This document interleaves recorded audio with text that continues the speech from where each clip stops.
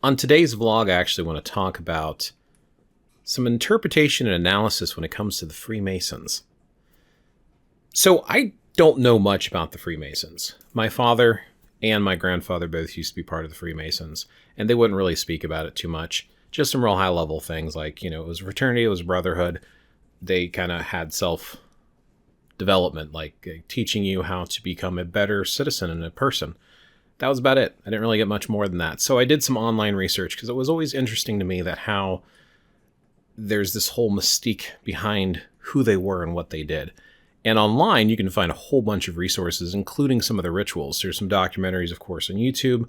And then there's people who speak about who the Freemasons were, both from those who studied it historically, but then there's some individuals who are former Masons, and they have some very nasty and negative things to say. Then you have some people who are never Masons, and they just don't like them.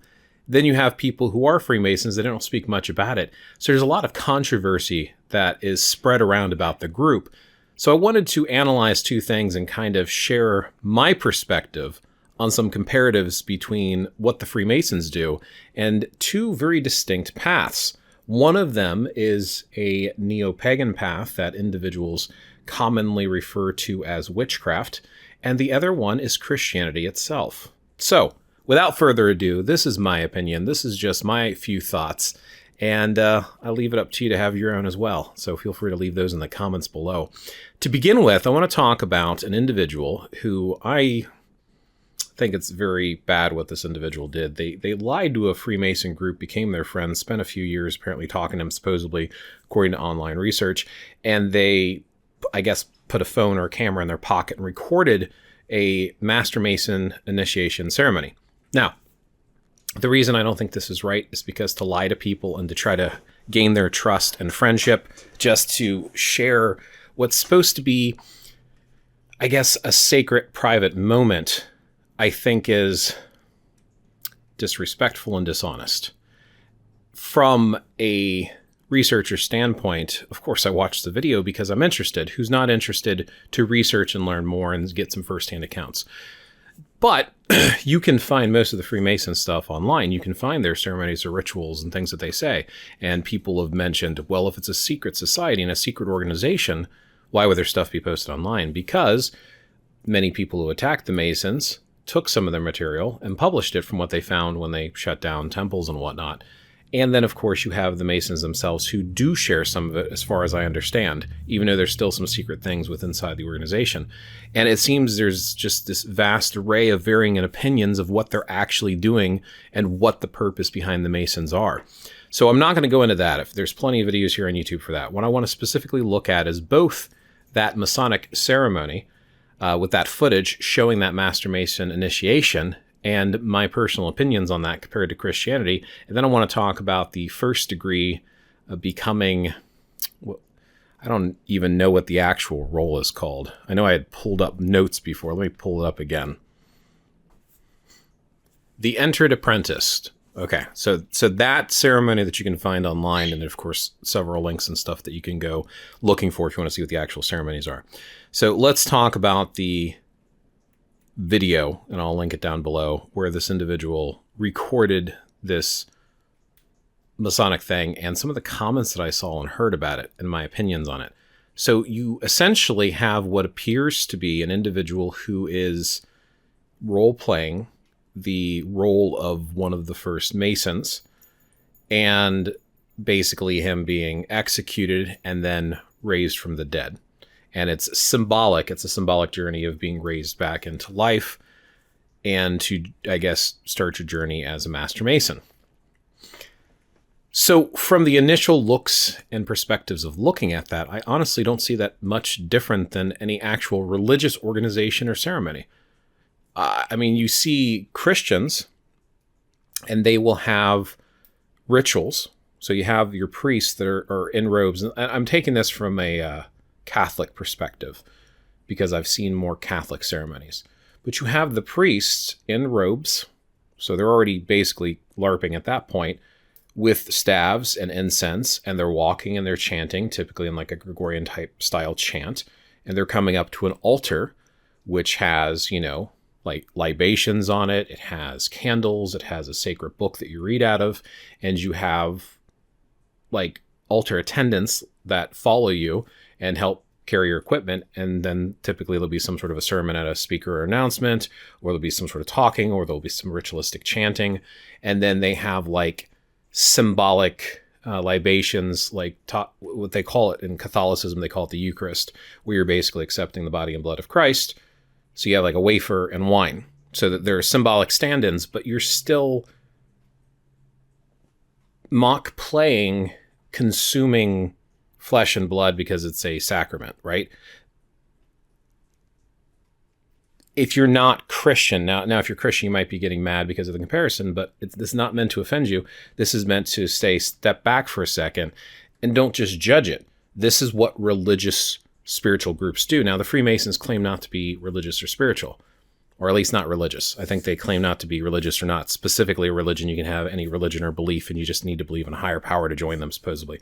That's what I understand from the research that I've attempted to do by looking online, doing online searches.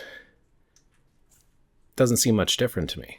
You are still symbolically enacting something or talking about a story, and you're going through a journey. They have like confirmation and stuff that people go through, and there's words that you memorize and say. It's a ritual, it's a ceremony, it's a spiritual experience. So I don't understand how somebody who is following a religion or spirituality is going to look at that and criticize it. Now, obviously, it felt very, very forced in some of the things that they were saying. It felt very awkward and uncomfortable with the delivery. It felt like people just trying to deadpan read off lines versus something that they're really getting into. And maybe that's just that group. Maybe they're just not as comfortable with it, or maybe people put different effort into it. But I've been to groups and gatherings, like there's been pagan gatherings or psychic festivals and whatnot. And when you do run across individuals, even in the polytheistic pagan community, and they're doing stuff like this, their mock celebrations, and I don't mean mock like making fun of, I meant to mimic or to try to depict something. Like some of the seasonal festivals, well, they'll take on the role of a deity who is there in nature, and like for some of the seasonal changes, like having the Greenman defeat someone with a stick and someone's dressed as the Greenman. It feels very similar to what you're seeing in these Freemason rituals. Just like I said, with a lot of the stuff that you see in some of the Christian ceremonies, it depends on the religion, right? Depends on if, they're Catholic or Protestant and which denomination they're with and how old school they are, like maybe some of the Orthodox groups. So there's some variances on how far people take it, but enacting something to represent something is a rite of passage. So I don't see what the big deal is. Like even when you baptize someone, you're dunking them under water. Like I've seen adults get baptized where they're holding their nose and they're dipping them and they're pulling them out and everyone's celebrating. I mean, they're just splashing them in water, but it's about the symbology behind it. So if you're in a group and you're trying to represent something as a ritual symbology, I don't really see what the big deal is there. So that's my 2 cents on watching that. I don't think it's really that bad. Like I said, maybe some of the reading and performances sound a little bit dry and maybe not the best performers, but if it's more about the marking your transition to this next phase, okay. Now there's some other comments that people made about some of the stuff that you see, or they'll complain about other things that are within the ceremony. And honestly, it's like at that point, you're just splitting hairs. You have your beliefs, they have their beliefs, just leave it be. Now, for former Masons that are making claims, it's like, if that was your experience, maybe your lodge is different than others. I don't know, because I have no lodge to compare it to. But individuals who are constantly throwing out these accusations, especially on the higher levels of Masonic rites, it's like, how much do you want to believe? Like, were they actual Masons? Did they actually follow it before? Or are they just jaded because they didn't like it? Or are they claiming they were former Masons because they think their path is right? I mean, people have a tendency to leave stuff and get very nasty towards what they left because they left it for a reason.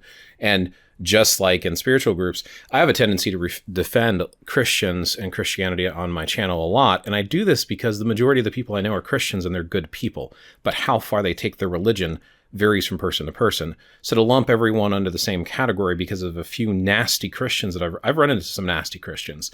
The vast majority are good people. So I wonder if the same thing is true for Freemasons and Freemasonry. I don't know. So let's move on to the next point, because that's about 10 minutes of talking. So if you're still here, I appreciate it. So the next thing I wanted to point out was the entered apprentice to the first degree. So I was looking up the ceremony, and basically what ends up happening is you have what's listed online is the individual who's wanting to become an entered apprentice will have like a noose around their neck, and it'll be hanging on the ground behind them. I think they're supposed to be blindfolded. Their shirt is unbuttoned and revealing part of their chest to show that they're a man and not a woman, supposedly. I think that might be one of the reasons, but they reveal part of their chest regardless, and they roll up a pants leg. And apparently they're supposed to knock. There's some ritualistic back and forth, and they open the doors, and there's a point where they press a dagger towards their chest and ask them if they feel anything. I'm trying to remember what I'd read. I don't want to read it word for word. You can look it up online. As I'm looking through this, though, and this is one of the conversations that I discussed. Now, of course, individuals who are Christian or don't like the Masons and also don't like neo-paganism might use this as additional fuel, but I think we need to look at facts, and we need to look at evidence and what it might suggest or point to. So one of the many, many, many books I have in my modern spiritual collection is somewhere on this shelf here, and it is Raymond Buckland's. I almost said Gerald Gardner. Raymond Buckland's Big Blue Book of Witchcraft. They call it the Big Book of Witchcraft, Big Blue Book. A lot of people have names for it. There is an initiation, a self-initiation, as well as a group initiation ceremony in that as well. And during that ceremony, you bind your hands, tie them behind your back. You are wearing a robe. You are blindfolded. You enter a circle. There's ritualistic things that you say. And if you're a man, you get initiated by a female, a priestess. If you're a female, you get initiated by a male priest. And there's a dagger that's also held up that there's some ritualistic things that you say about, and then they give you a peck upon the lips and anoint, apparently, like, I think it was your head and your genitals. I mean, it's all listed out in there. If you have the Big Blue Book, you know what I'm talking about. And if you don't, you might be able to find copies or something online. And I've reviewed this before, but the comparison to the ritualistic stuff that you find in Freemasonry for the entered apprentice and entering as a witch seem very, very, very close. I was actually watching a video on Freemasonry, and they mentioned that they have a term, Freemasons have a term for individuals, I guess like myself, individuals that are looking at and researching Freemasonry without becoming a Mason, and apparently they refer to them as Cowans. Now, it's in the 90s. It's been about 30 years I've been looking into different spiritualities. And I have my reasons. I've covered it in other videos. I can cover it again if you want a refresher. I can make a future video about it. But I remember in the 90s, a lot of the neo-pagan stuff, most of it was either called witchcraft or Wicca. Those were the two big ones in the 90s. Most of the books, the Llewellyn books, the pagan gatherings, most people were calling themselves a witch or a Wiccan. And there was a term that they would share for individuals who were non-magical people. So you had your average individual, your average Joe who didn't do magic or mysticism. Then you had your ones that followed the craft, the old ways, the old religion.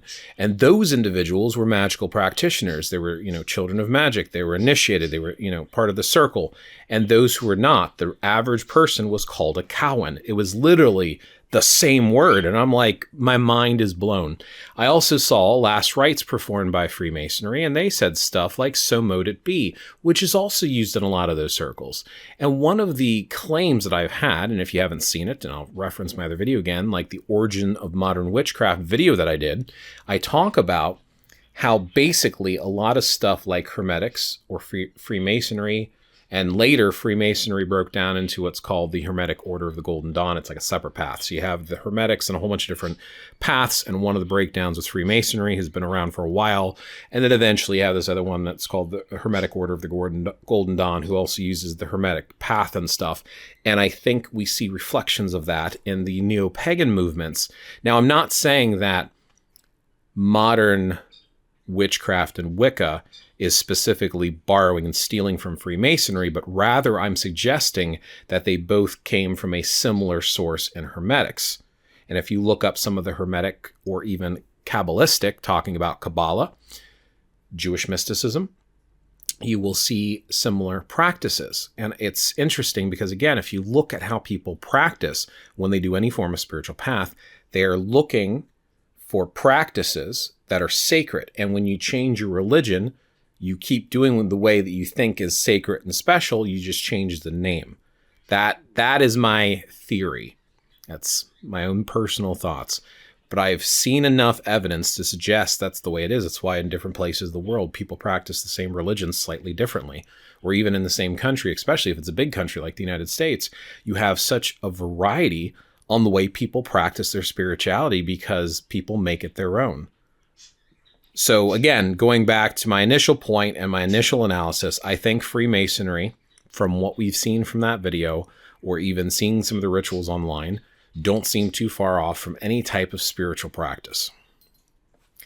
I don't know how I feel. I know some people have made claims before, former Masons, and it's like, I don't know these people. I don't know what their experience were. Maybe they're being truthful. I don't know. Maybe they had, like I said, a bad temple, but they'll make claims like it is a religious cult and they're worshiping Satan according to them. And it's like, and apparently the great architect is supposed to be Satan. And you find that out in the higher levels of Masonic rites and Masonry and stuff. And I'm like, I mean, the history of Freemasonry was stonemasons who kind of gathered together and banded together to help educate themselves and build better with the craft of stonemasonry. And eventually they found, hey, we have these closed doors guilds, and now we can start talking about political stuff, because back then, if you talked about political or even religious stuff out there, you don't know who you would offend or piss off, and you could have trouble for it. So they had a closed doors secret organization. And it was part of a lot of the history, even of the United States. Apparently individuals like George Washington were Freemasons and stuff. So apparently it's like been going around for a while. And again, most of the Freemasons that I've met personally in person were good people. Some of them were even Christians, hardcore Christians, like part of churches and stuff, Orthodox Christians, Catholics, like actual Christians, but they were also Freemasons. So it's like, I don't know. And I also, like I mentioned, with my father being a Freemason, I have his Masonic Bible. It's the King James's version of the Bible. So I don't know. Like, and to say, so if the great architect, and the way they look at it is supposed to be Satan, the great architect is supposed to be what created the universe. So how is that supposed to be Satan? Did Satan create the whole universe? I feel like it's like almost an attempt to attack the group. But again, I don't know, because I'm not part of it. I have no idea the specifics on it. So it's a really hard situation. So I want to hear from people that have been former Masons, or what actual current Masons can share, because every time a current Mason shares anything, people accuse them of being lower in the ranks. It's not until you get higher in the ranks that you find the truth out. I don't know. This video could go on for a long time. I think I made all the big points that I wanted to make, sharing my few thoughts. Interested to hear your thoughts below. Have you seen any of the rites? Have you read any of the rites? Are you a former Mason? Do you have any interest in Masonry? And what are your thoughts? Put them in the comments below. I'm open to having conversation and seeing sources and resources to discuss. I don't mind opinions that are different than mine. I don't like false accusations, and I don't like hearsay. I want to hear opinions, and if you have a definitive definition of something, I want you to back it up with some sort of a source. So, or just say it's your opinion and go on. Anyway, as always, thank you for watching. I'll continue to make these videos for as long as I feel like making them, and I'll catch you in the next one. Bye for now.